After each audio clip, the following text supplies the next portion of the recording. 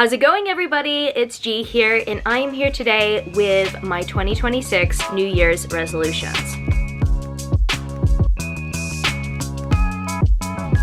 I am in a different space. Well, actually, technically, this is a new channel. It's not like everyone had expectations of where I was gonna sit. I'm here with my stuffed animals, my little chaos corner. I mean, this entire apartment is a chaos corner. I thrive in it, but there are things that I want to thrive more in within the new year, and I noticed that last year, even though technically just before 2025 started, I was heavily in on the mindset kick. I was absolutely obsessed with consuming mindset content because actually for once in my life, I know that sounds terrible, but hear me out. I actually felt like I had a purpose in life. Like, it took me a while to actually fully discover what that purpose was. Every other year before 2025, I was consistently searching for meaning, and I found my meaning just before 2025. At the end of 2024, on my original channel, I have two channels, by the way. Go subscribe to that one if you want to actually know more about my special editions. That's where I talk about them. And whilst we're on that subject, have you subscribed to my new channel? You might or might have not noticed, because this is a collaborative post. This video is actually the first long-form video posted on Gianna Jones Writes. But on this specific channel, I will be posting more about authorship, content creation, and mindset. So if that just so happens to be something of interest to you, or you want to further support me, please hit subscribe. But basically at the end of 2024, I did a grand reveal being like, surprise, I've been an author this whole time. I didn't even know that, right? For the longest time, I was told throughout my life, oh, you would actually make a really good writer. You would make a really good author. I would read your books. And honestly, I'd be like, no, what are you talking about? Seriously. And I don't actually necessarily remember every single conversation I had that led to those compliments. Like, maybe I came up with a concept, or maybe I just articulated myself in a certain way that people were intrigued, and they're like, oh my goodness, you would be such an amazing author. I never understood why people did that, and it took me experiencing immense changes in my life, immense tragedy in my life, and then just noticing all these self-sabotage patterns, like realizing just how badly I did not believe in myself. Like, all of these different things accumulated, and I realized, I could actually change all of this. I could actually find purpose, and I can find meaning. And despite all of the challenges I've ever faced, I can rise above it. I am actually powerful enough to do that. I started seeing other people's testimonies. I was like, oh my goodness. People have actually risen up from bankruptcy, and they've risen up from massive debt to all of a sudden living their dream lives. So that is essentially the mindset that I took on in 2025. And look, that was my first full year doing this. And as much as I can say that I have definitely improved, like today I feel so much better about how my year has gone than last week, and I'll probably elaborate on that as the video goes on. Because this week, funnily enough, I actually read an appraisal that I wrote a year ago professionally. Let's just say I had a lot of things to say about that year in that appraisal. Looking at the things I had to say this year and how my reality has shifted so much. Like, I used to work and I used to revel in the fact that I was suffering all the time. I was like, guys, notice me right here. I am suffering. I'm like carrying all of you guys on your backs, to being the person that literally just is nonchalant. And is like, you know what? Nothing is hard for me. Realizing that that mental shift did take place in my life, at least, is enough to say that things did happen this year, and I did accomplish things this year to actually get to that state of inner peace, and to get to a state where I'm actually magnetic to people, which is amazing. But at the beginning of 2025, I actually didn't go into it with a structured game plan. I didn't. I thought to myself, okay, well, if I am going to go into this new reality, I'm just going to trust the process and not actually tell people what I'm planning to do this year. But I feel like that kind of backfired. It's not like I owe anyone anything, but I would have at least wanted to see where I was aiming, where I would want to keep myself accountable, and I also kind of want to document that on this channel here, because I do want to look back at this in the future and think, wow, look how far you've come. The only remnant of something that I saw at the end of last year, besides the author video that I posted on my channel, was that review. And seeing like how far I've come, just like looking at that review and me writing my new review for this year, it made me realize just how much I've changed. And so I want to make this video for the exact same reason. And there are some goals on here that I feel like I should have been working on for the last year. But personally, I'm gonna try not to hold it against myself. Another thing about this channel, by the way, it's a very new channel. I've personally mentally decided that I don't really want everything to be absolutely perfect on here. Over the last few months, through multiple sources, I've just been hearing the importance of creating without perfecting. One of my favorite quotes ever by one of my favorite TikTokers ever, Matthew Pua, go check him out. He says, "The death of perfection is the birth of momentum." I love that quote so much. Literally just before I started filming this video, I saw a video talking about the exact same thing. If you want to get into a habit of creating your dream reality, you have to build momentum. But how do you build momentum? You must allow yourself to create, but you don't have to create perfectly. That is what I want to do with this channel, even though it sounds a little icky to me. I'm like, why? I stumble on my words a lot, and so that's why I have to edit these videos a lot. That's why it does take time and stuff, but I'm gonna see how I go. Let's go onto this notes app list. Start a new YouTube channel and build it. This was not a New Year's resolution a few days ago, actually. This decision I made last Saturday. The video announcing it I made like a few days after that, and the video where I'm doing this right now and talking here is a couple of days after that too.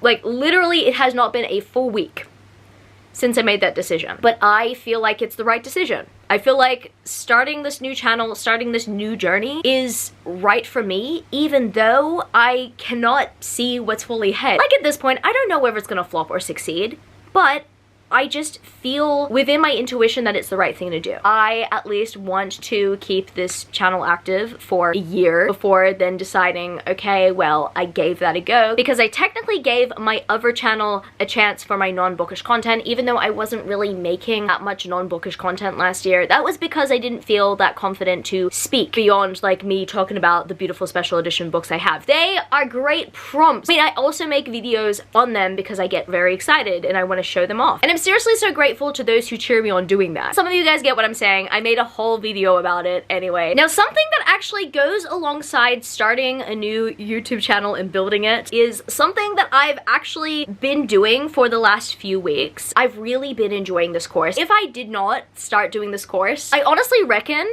I would not have the openness and the willingness to have opened this new YouTube channel and try this new venture out. And that, my friends, is Digital Wealth Academy. Some of you guys might have heard of Digital Wealth Academy. Some of you guys might have heard of it being like that master resale course that everybody is making bank off of. As an author, as someone who has not published yet, and as one who actually wants to move into full-time writing, I personally, shamelessly, needed to look into ways of generating passive income. So I first was like, okay, well, I'm seeing this course everywhere. Honestly, I was really skeptical because I actually grew up in an anti-MLM family. You know what? Something I don't appreciate enough is how scam savvy my mom was. She was amazing at narrowing down what a scam was and what it wasn't, because oh my goodness, as someone who gets messages constantly of people being like, I love your book, and I'm just like, you haven't read my book because it's not out there, and all those other things, right? For the last 10 years of running a YouTube channel and social medias and stuff, I really have to give credit to my mom. She was incredible at helping me spot a scam from a mile away. Now, when it comes to MLMs as well, my mom was really good at rejecting those Avon magazines.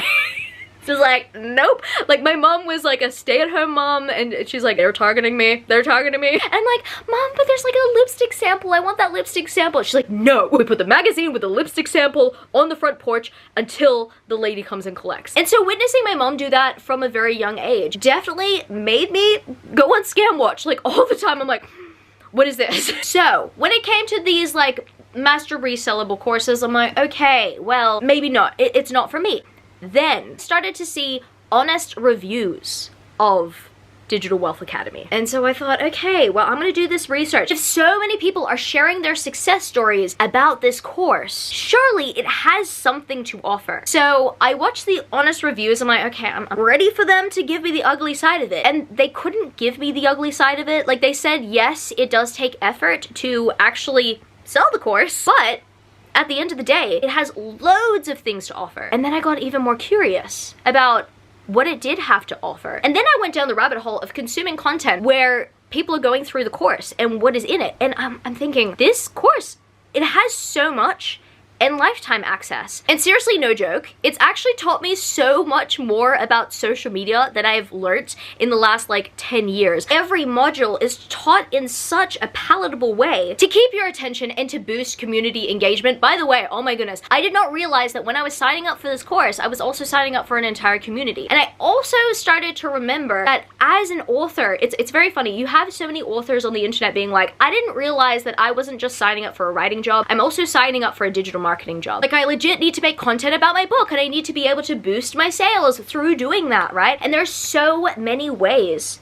this course can help me achieve that eventually. I was looking at the modules and I was thinking about all the books that I could buy with the money that I was spending on the course. But then I thought to myself, no, this is actually an investment in myself. This is an investment in my mindset. If I never make a sale, I am still going to use this course. I'm going to be so grateful for actually purchasing this course because it's going to help me in every stage. There are Canva courses in this, there are CapCut courses in this, there are so many different courses that you can do through Digital Wealth Academy. And yes, it says Digital Wealth Academy 3.0. When it's 4.0 and 5.0 and 6.0, you have live access to it. Like, I'm gonna be using it for the rest of my life, but I've just been working my way through the modules. I've been learning so much about Instagram. I've never really understood Instagram. I know some of you guys might be wondering, wait, gee, you have a large following. I built it during the lockdown periods and everything. It was miserable at that time of my life, right? But if you have a much busier life at this point and it's really difficult for you to be able to build your platforms and you're wanting ways of optimizing that, you're wanting ways of learning how others do it, and maybe, just maybe, having that benefit you financially eventually, this is a great course. So within 2026, I want to continue to do this course. There are so many modules that I have not done yet. I've been getting through a few a week and I have honestly been loving every moment of it. And there are some modules that I'm actually revisiting and revisiting. And I especially love the mindset module as well. The mindset module was like everything I needed to actually get started and it really set me up for success. So I mean, it's safe to say that after all that research, all the discovery I did, all the digging, all the learning that I've been doing, I know it's legit. Oh my goodness. The Digital Wealth Academy has impressed me. It has actually blown me away. If I never make a sale on it, then like that's totally fine because I have live access to a course that I am going to be using forever. Like as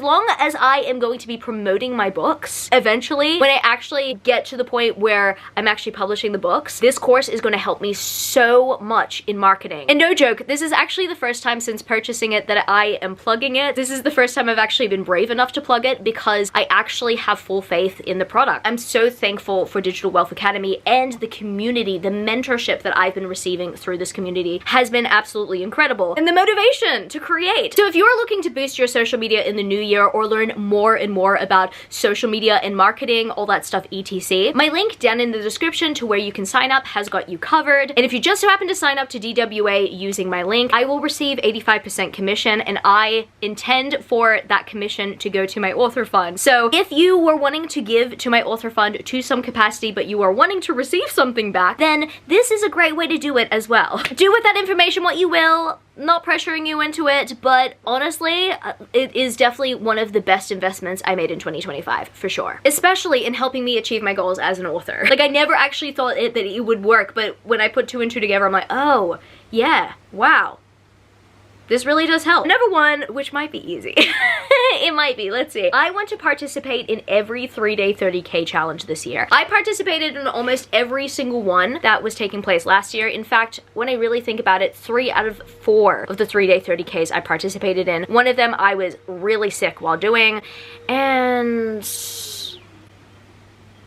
Oh, are you stopping the vacuum for me? No, he's gonna continue.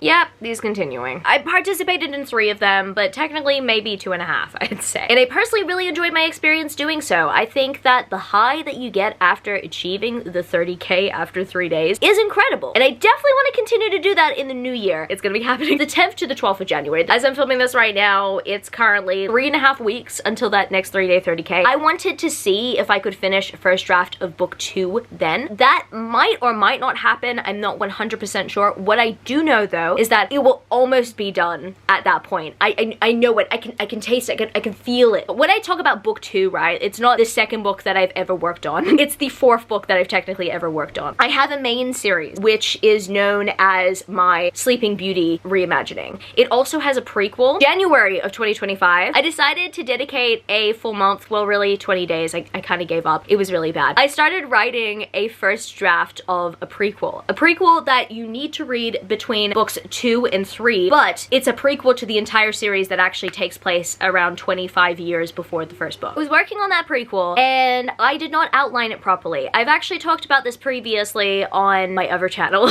I have to get used to saying that. During the beginning of the 3-day 30K vlog, first vlog that I ever did, I had mentioned that I didn't actually know how to outline. I did not know how to outline within my first, like, let's say 8 to 9 months of writing. I know, it's wild. Eventually, I feel like I will talk about how I decided that I was an author and like the moment, like what was going through my process. I think I will do that at some point. But basically, I just went in and did it. I honestly just started to believe in my mind that I was an author and I started taking action.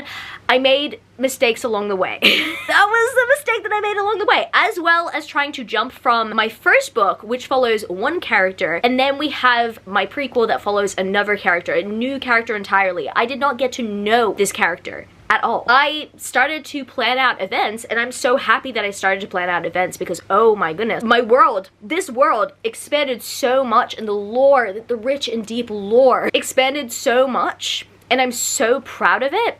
But at the same time, it was really difficult to write not only in this character's voice, but write the pain and suffering that was happening 25 years ago to this character. Like, the character that I'm writing in the prequel has suffered a lot. Anyway, I've gone on a tangent. All of that to say, yes, I've worked on 4 books. Those 2 books, book 1, prequel to the book series, my vampire romance standalone that I worked on within the first 3-day 30K that I actually vlogged on my channel, and then the book that I've been working on now, Project Awakening, which is book 2 of my Sleeping Beauty reimagining. And I have been loving every moment of working on Project Awakening. This book, I've never felt more momentum with a book before. Like this, I truly feel so much momentum with this book. And funnily enough, I have been able to visualize this book so much more clearly than book 1.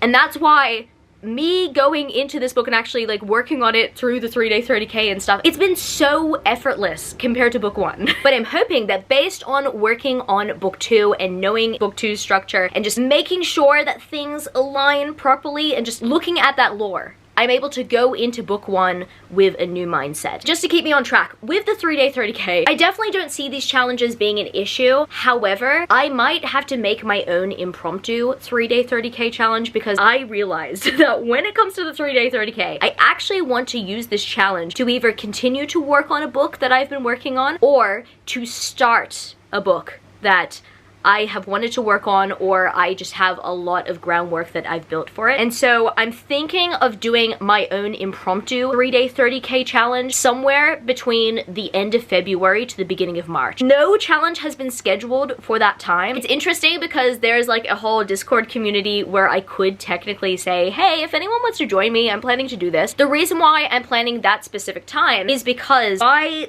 the end of this 3-day 30K, I would imagine that I would be very close to finishing book 2 in the series, and I want to go back into book 1, and I want to go back into book 1 when I have book 2 fresh in my head, if you know what I mean. And I mean, the next 3-day 30K after the one in January is 3.5 months afterwards. So I feel like somewhere in between then, I think I'm going to make my own impromptu 3-day 30K. Or at least maybe a 2-day 20K. I don't know.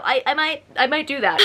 That all being said, next New Year's resolution that I have on this list today is to revise/rewrite Project Haunted. Now, I made it clear that Project Awakening is book 2. Project Haunted is book 1. And I have actually written this book twice already.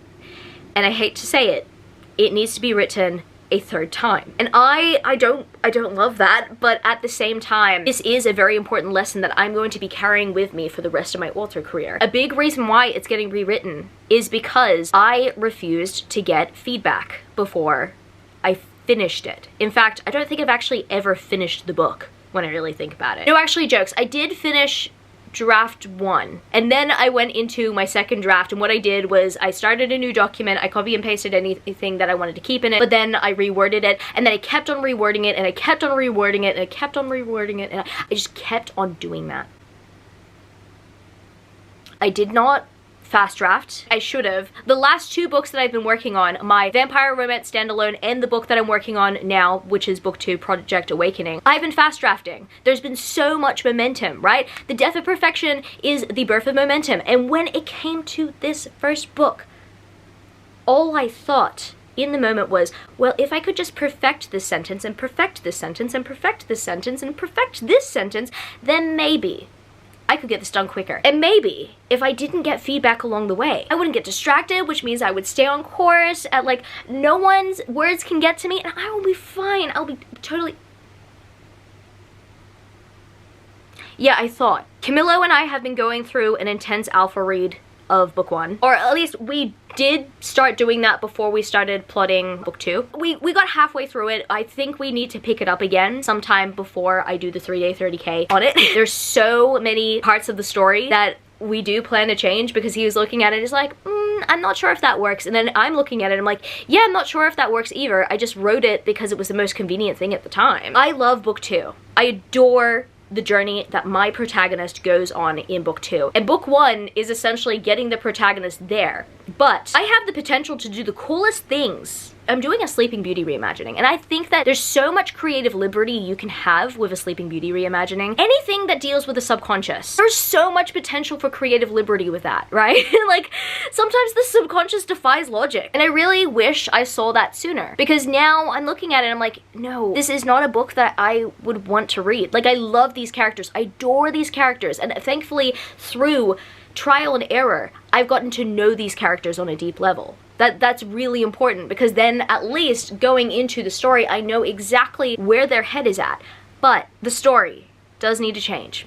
And so to anyone who has waited a very long time for me to publish my book, or to my beta readers who would get the book before anyone else, or at least give me feedback before the story is open to scrutiny, I am sorry. I was not ready for feedback. I was not ready for rejection. I'm also going to address that in another resolution that I have, and I want to do better. Well, technically I'm going to be addressing that in 2, because another resolution that I have is that this year is going to be the year that I am going to seek external feedback. Even if it is December of 2026, whether it is 1 chapter or an entire book, I just want to send something out to my beta readers. I need to. Like, at this point, okay, I've been dragging the chain. Let's just say circumstances permitting. The goal is to still get feedback somewhere. I have been getting feedback from Camillo, and that has really helped, but I don't want to be in the exact same place this time next year. I want to at least get some momentum going with receiving feedback for book 1. If I'm not working on book 1, and if I decide, okay, in a year's time I'm taking a break from this project, then probably something else. But I need to get used to receiving feedback. And I know that a lot of the people who are my beta readers, they love me. If any of my beta readers are watching this video right now, I am going to need you guys to be, like, I need your honest feedback. I might not take 100% of the advice, only because it is my story at the end of the day, and if I prefer my creative direction, then I will take that. However, I do want to take your feedback into consideration, so then I could at least refine my story to kind of work in more areas than 1 or 2. Like, Camillo has been absolutely great. He has not held back in giving me feedback. He is not afraid to hurt me when it comes to that kind of stuff, because he wants to see me succeed. He wants to see the story succeed just as much as I do, and I really appreciate that about him. I mean, yes, I expect my beta readers to do the same, but I need to be able to handle that constructive criticism. And that being said, this one goes into something that's kind of bookish related, but also not bookish related. This is definitely more personal, mindset driven related. I want to embrace and overcome rejection and outcomes. The reason why I brought up that this week I am in a much better place than I was last week was because this time last week I actually was doing an interview for a one-on-one mentorship. And it's interesting because over this last year, I've been working on my subconscious mind. and my subconscious thoughts and my mannerisms, how I behave, right? I went into that interview and I did not come off as brave. I came off as scared, or at least I felt scared. And I don't know if it was because the coach was trying to get me to that place. At times, you know, I did feel like the questions were geared toward like trying to break me down in order to at least get my full intention, which honestly, I do actually commend. But who I say I am and then who I was in that interview, those two people, those two identities didn't quite align. There was something that the coach said that really actually, it made me break down for the last week. He had said, why are you in the exact same place you were a year ago? And I let those words get to me. Because technically, on the outside, I am in the exact same place I was a year ago. I mean, when I was describing to them like, oh, you know, this is what I do and I've been within this role for this however many years, and last year I decided that I wanted to move beyond that. And so me talking about my physical circumstances without them actually taking my mental circumstances into consideration, they had said that. And I let that comment affect me. Did I get rejected after the interview? No, I didn't. However, the one-on-one mentorship ended up being an 18K Australian dollar price point. So I need to probably take it with like grand consideration. I've been actually taking some time to reflect and step back. But something I noticed from that interview alone, after letting so many other things go to the wayside for me and not letting things get to me, not letting things affect me, like there is so much about my everyday life that I've decided, you know what, you're no longer gonna affect me. And as a result, yeah, life has been easier. Like I've been taking on less in my life, and things that used to be hard work are now all of a sudden effortless. Like my life has dramatically shifted because I've stopped letting things affect me. But that one comment, I let it crumble me. I did. And then being reassured by like seeing the progress from where I was a year ago to now, that brought me back up. But I've only really recently realized, wow, that's a lot of real. That's a lot of real. That I've been somewhat negligent in compiling evidence, even though I've been working at it this last year. There are moments where I forget who I am. And in fact, for the last couple months specifically, I've realized that life is really about remembering who you are.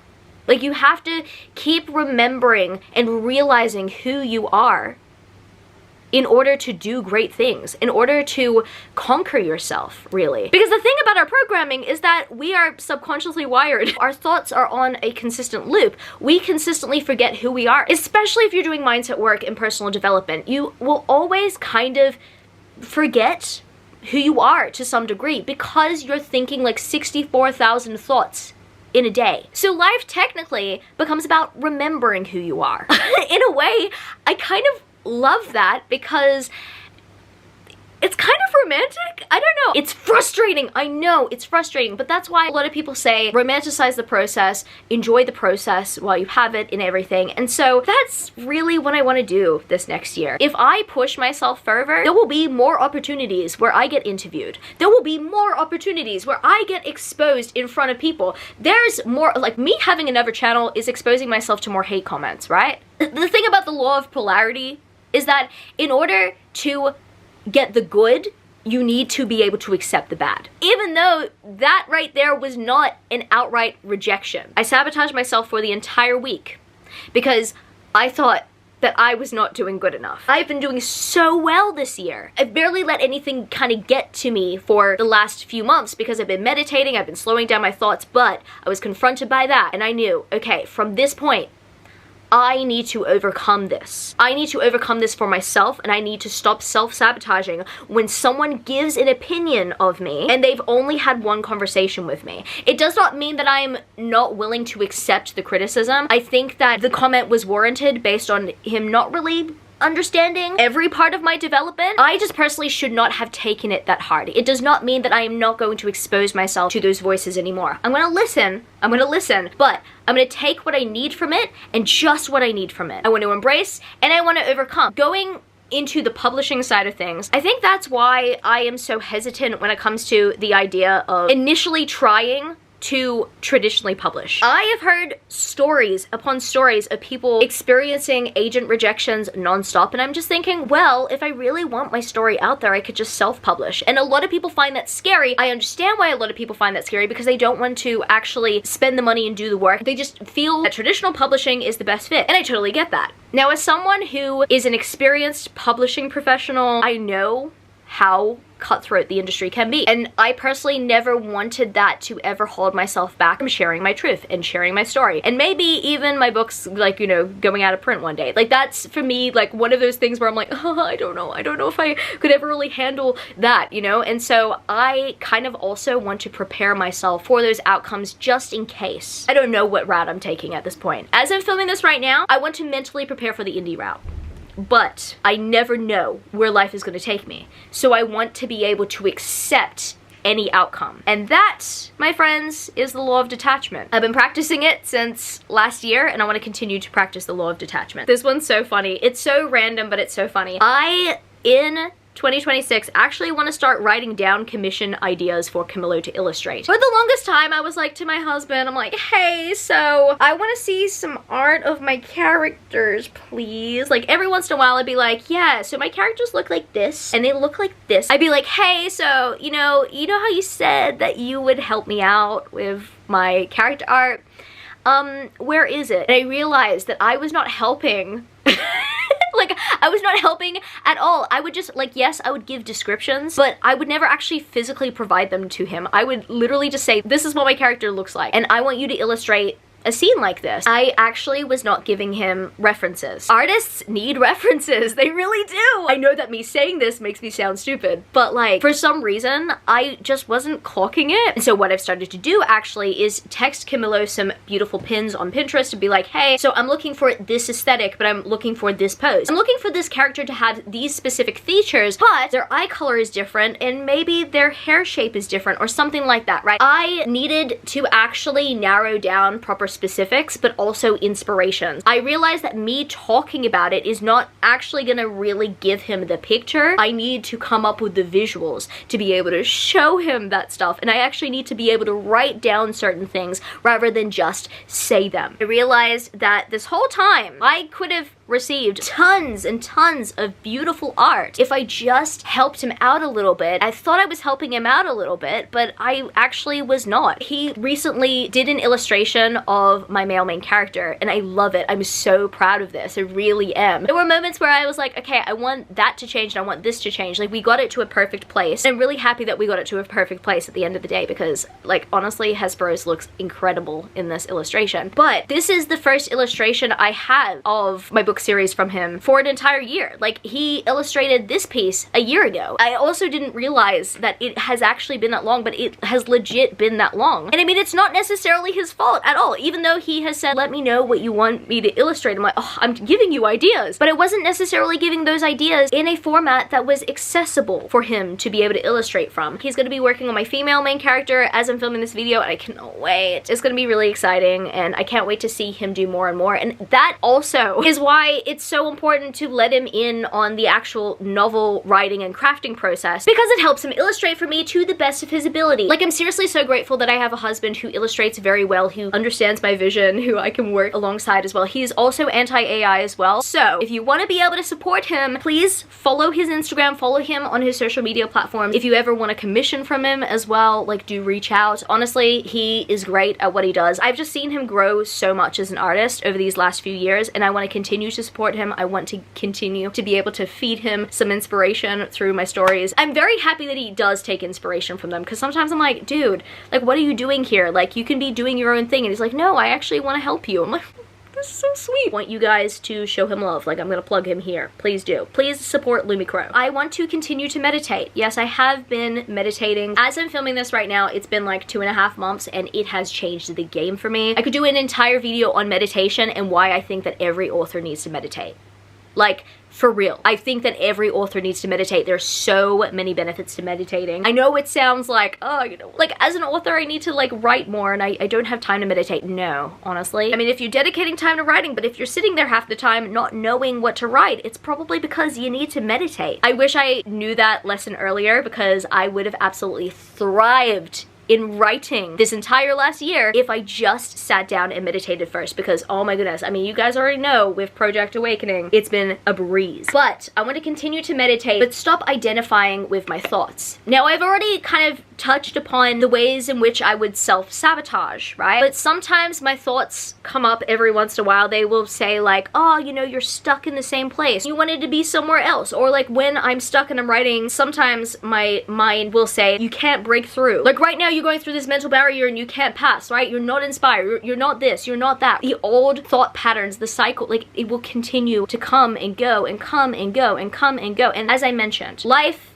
is all about remembering yourself, really. And so when it comes to meditation, yeah, there are some times where I'm like, oh, there's these thoughts that are coming up, and sometimes I want to analyze those thoughts. Sometimes I want to be like, oh, I'm experiencing this thought because of this, right? And sometimes you actually, instead of analyzing the thought and then suppressing it, you actually need to feel the thought. You need to feel the emotion. Like if you are feeling anxious or if you are feeling worried about something, you need to feel it. But you also need to understand that that is a release. We're not your anxiety. You are not your shortcomings. But if you need to feel it just to get it out of your system, it's very important to actually feel it. I think that when I meditate sometimes, or when I just go about my day, there's like maybe an anxious thought from my past or something that just comes up and something that triggers me, and I'm like, oh, I need to stop thinking this way, because then I will go back to my old self, and as a result of that, I catastrophize. But instead, what I need to do and what I want to do going forward, what I want to be hyper aware of are those thoughts,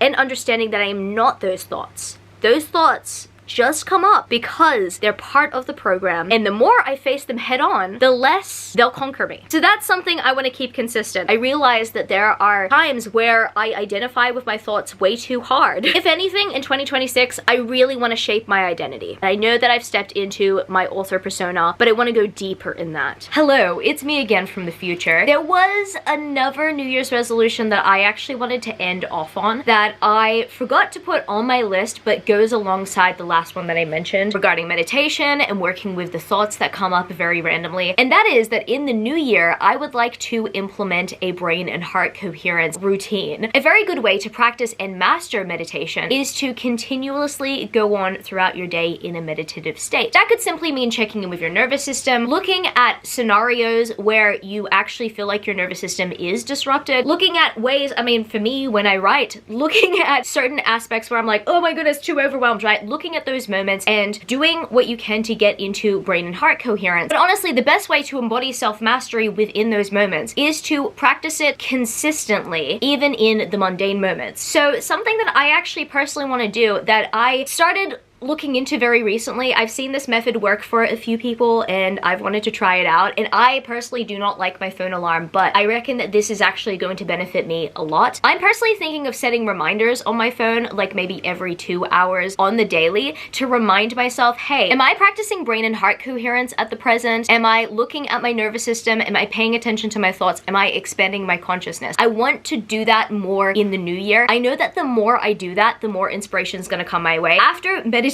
for 2.5 months at this point, I've never been more inspired to write, and I've never had a greater overflow of ideas. So I know that the more that I do this, the more that I practice this, the more ideas will come. That all being said, making sure that I have a pen and paper whilst that is all going around. I've just noticed that when I'm getting into my mundane routines, there are days where I don't have momentum because I'm focused on, like, you know, with the 9 to 5, for example. When I'm at my 9 to 5, like my brain is like so geared towards my 9 to 5. However, the commute on the way to the 9 to 5, I have all this inspiration around my story because I meditate on my commute. So I want to embody the meditative state everywhere where possible in order to make sure that at least there is momentum in my inspiration. That is just something that I'm personally implementing. That is something that I want to do in the new year that is very different from 2025. As much as I have really appreciated my journey in 2025, learning how to expand my consciousness, this I personally believe is the next step up from where I am now. And yes, of course, there are many more 2026 New Year's resolutions that I could have gone through with save in this video. I could have talked about how I am planning to save up for my author fund, but I'm planning to do that in a separate video on this channel at some point, so stay tuned for that. And other things like tracking my weekly word count and posting more on Instagram, more than reels, like maybe doing some carousels and some little information about where I'm at with my projects and all that stuff. I want to do it all. I have so many plans for 2026, but if I keep on talking about my plans and I don't actually take action, then we could be here forever. So I'm gonna leave it here. So if you just so happen to stay to the end of this video, what is your New Year's resolution for 2026? Maybe a bonus question. What is something that you wanted to get to in 2025 that you actually truly want to get to in 2026? Do let me know. I'm quite curious. And if you happen to resonate or enjoy this video, don't forget to give it a thumbs up and subscribe to my channel to join this amazing community. And I have other social media platforms in case you would like to follow me elsewhere. I'm at Author Deanna Jones on TikTok and Instagram and on YouTube as well, in case you'd like to follow me for some bookish content. And if you would like to further support me on my writing and publishing journey, down in the description below or via QR code on screen are links to where you can donate to my author fund via GoFundMe. This has been a fun time, and until next time, remember how awesome you are.